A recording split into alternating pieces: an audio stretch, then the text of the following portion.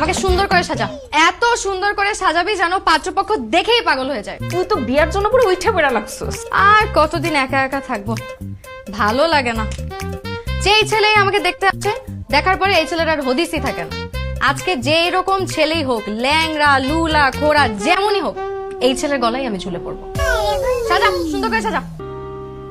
মাশাআল্লাহ, কি মিষ্টি চেহারা। তা মা, তুমি কতদূর পড়ালেখা করেছো? আমি তো পড়াশোনায় সবসময় ভালো ছিলাম। আমাদের পরিবারের সবাই পড়াশোনায় অনেক ভালো।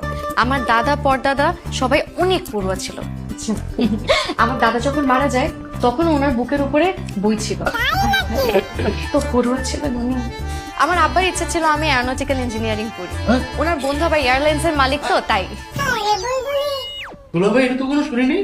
আপনার কোন বন্ধু এয়ারলাইন্স এর মালিক? মানে কোন এয়ারলাইন্স? ওই আর কি। কাতার কাতার এয়ারলাইন্স এর মালিক। সৌদি থাকেন নাকি? ওনার ফ্যামিলি আপনার পরিচিত? হ্যাঁ, সবাই তো আমার আব্বুর বন্ধু। তো এইসব কথা থাক না, বন্ধুত্ব যে কারোর সাথে যে কোনো সময় হতে পারে, তাই না? মা, তুই কোন সাবজেক্টে পড়ছিস একটু বল। বাংলায় পড়েছি। সমস্যা নাই, বাংলা ভালো। চুপ কর, কথা কম। মা, তুমি কোন ইউনিভার্সিটিতে পড়েছো? আমার মার ইচ্ছা ছিল আমি নর্থ সাউথ ইউনিভার্সিটিতে পড়ি। আমার বড় মামা আবার নর্থ সাউথের মালিক, তো তাই। করিমুল্লাহ বাহার ডিগ্রি কলেজ থেকে পড়েছে। Karimullah degree college. হ্যাঁ, আপনারা একটু নিন না, বুলবুলি মা, সবাইকে একটু আপ্যায়ন করুন। হ্যাঁ প্লিজ নিন না, নিন না। আপনারা আসবেন শুনে 20 কেজি মিষ্টি প্রিমিয়াম সুইটস থেকে নিয়ে আসছে।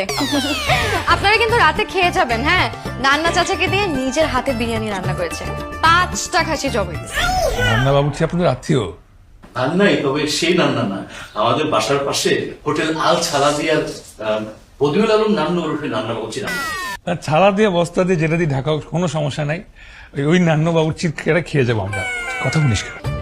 আমার মনে হয় কি, কোনো সিদ্ধান্ত নেওয়ার আগে ছেলে মেয়ে একটু আলাদাভাবে কথা বলুক। মানে সংসার তো ওরাই করবে, ওদের মতামতের একটা দাম আছে, তাই না? ফাইজা, যাও মা, ওদেরকে একটু ওইদিকে নিয়ে যা।